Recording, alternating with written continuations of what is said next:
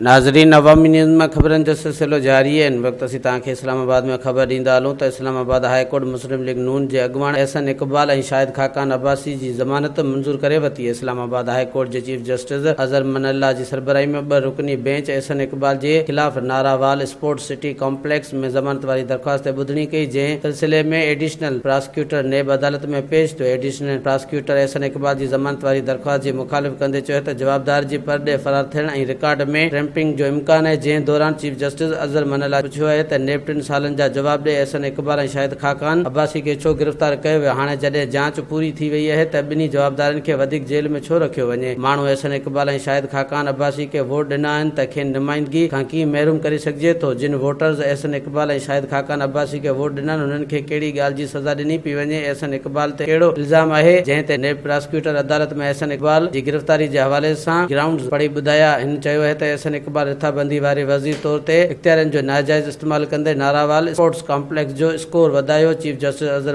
Remarks ॾींदे चयो त जेके इल्ज़ाम लॻाया आहिनि हुननि में को ॾोह साबित न आहे थियो। समूरा इल्ज़ाम लॻायल हेठि लिखियो वञे। احسن इक़बाल जे फरार थियण जो ख़दशो आहे। जेकॾहिं फरार थियण जो ख़दशो आहे त احسن इक़बाल जो नालो ECL में छो शामिल न कयो वियो। छा नेब हिन केस में समूरा जवाबदारनि खे गिरफ़्तार कयो आहे? छा पाकिस्तान स्पोर्ट्स बोर्ड जे कंहिं ज़िम्मेवार खे गिरफ़्तार कयो आहे? जंहिं जा इख्तियार हुआ उन ग़लति कयो आहे। नेब वरी कंहिं ॿिए खे गिरफ़्तार करे वरितो आहे। वधीक ख़बरनि ऐं तफ़सील जे लाइ विज़िट कयो असांजी वेबसाइट awamiNewsHD.com ऐं ॾिसंदा रहो अवामी न्यूज़ HD।